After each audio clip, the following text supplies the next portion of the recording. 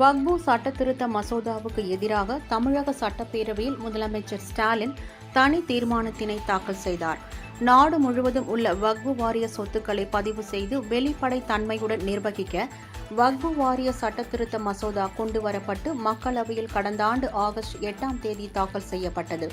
இது சிறுபான்மையினருக்கு எதிராக உள்ளது என எதிர்க்கட்சிகள் குற்றம் சாட்டியதால் பாஜக எம்பி ஜெகதாம்பிகா பால் தலைமையிலான கூட்டுக்குழு ஆய்வுக்கு இந்த சட்ட திருத்த மசோதா அனுப்பப்பட்டது. இதில் அனைத்து தரப்பினரின் கருத்துக்களும் ஆலோசிக்கப்பட்டன. தே.ஜ. கூட்டணி கட்சி உறுப்பினர்கள் தெரிவித்த 14 திருத்தங்களுக்கு கூட்டுக்குழு ஒப்புதல் அளித்தது. அதன்பின் 655 பக்க அறிக்கை தயாரானது. இந்நிலையில் தமிழகத்தில் நடைபெற்று வரும் சட்டப்பேரவை கூட்டத்தொடரில் வக்பு மசோதாவுக்கு எதிராக தனி தீர்மானத்தை முதலமைச்சர் ஸ்டாலின் தாக்கல் செய்து உரையாற்றினார். அவரை தொடர்ந்து சட்டப்பேரவை கட்சிகளின் உறுப்பினர்கள் தீர்மானத்தின் மீதான தங்களின் நிலைப்பாட்டை தெரிவித்தனர். இஸ்லாமிய மக்களில் 2 குறிப்பிட்ட வகுப்பினருக்கு தனி சொத்து வாரியம் உருவாக்க முயற்சி செய்கிறார்கள். மாநில வக்ஃப் வாரிய உறுப்பினர்களுக்கும் தலைவருக்கும் தேர்தல் முறையானது ரத்து செய்யப்பட்டுள்ளது.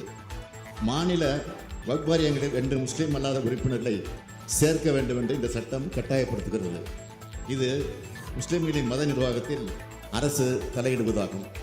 வக்ஃப் சொத்துக்களை பதிவு செய்யும் முன் மாவட்ட ஆட்சியை சரிபார்க்க வேண்டும் என்று இந்த சட்டம் கூறுகிறது. இது அரசு இந்த சொத்துக்களை கைப்பற்றுவதற்கான வாய்ப்பை உருவாக்குவதாக முஸ்லிம்கள் அச்சப்படுகிறார்கள்.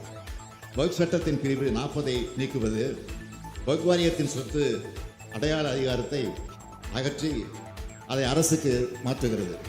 இது அரசியலமைப்பின் பிரிவு 26 கீழ் மத சுதந்திரத்தை மீறுவதாகும். வக்ஃப் பயனர் வக்ஃப் பை யூசர் என்ற பிரிவை நீக்க திட்டமிட்டுள்ளார்கள். நீண்டகால பயன்பாட்டின் அடிப்படையில் வக்ஃப் சொத்துக்களை அங்கீகரிக்கும் பாரம்பரியத்தை இது அகற்றுகிறது. இது முஸ்லிம் சமூகத்தின் உணர்வுகளை புண்படுத்துவதாக உள்ளது.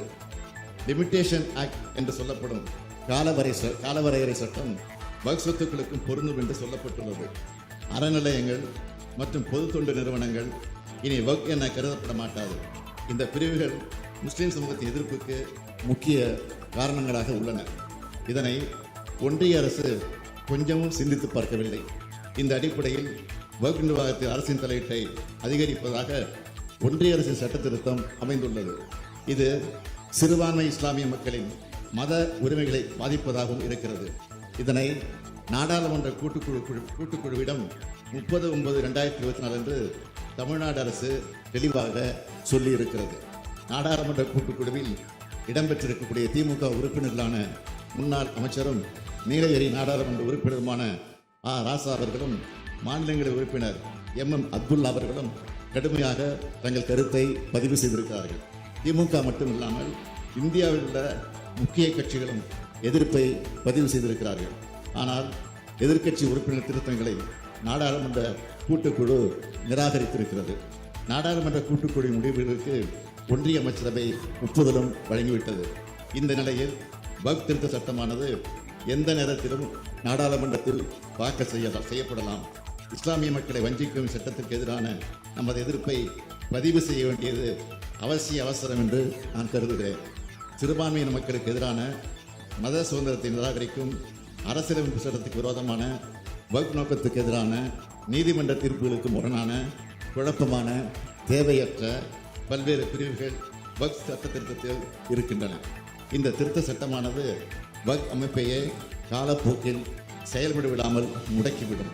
எனவே நாம் இதனை எதிர்க்க வேண்டியவர்களாக இருக்கிறோம்.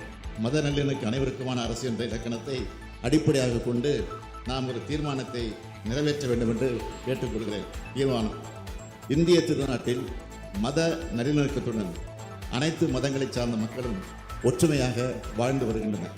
அனைத்து மக்களுக்கும் அவரவர் மதங்களை பின்பற்றுவதற்கு அரசமைப்பு சட்டம் உரிமை வழங்கியிருக்கிறது. அதை பேணி காக்கும் கடமை தேர்ந்தெடுக்கப்பட்ட அரசுகளுக்கு உள்ளது.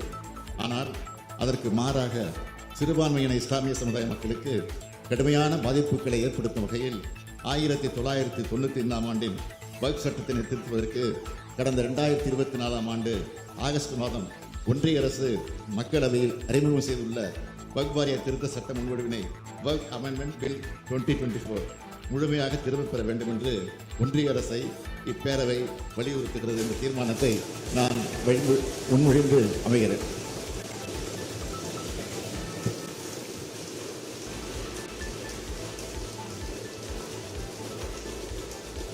மாண்புமிகு முதலமைச்சர் அவர்களால் கொண்டு வரப்பட்ட இந்த தீர்மானத்தின் மீது பேச வருகின்ற மாமன்ற உறுப்பினர்கள் தயவு செய்து சுருக்கமாக உங்களுடைய உரையை நிகழ்த்த வேண்டும் என்று கேட்டு மாண்புமிகு உறுப்பினர் ஜெகன்மூர்த்தி அவர்கள்.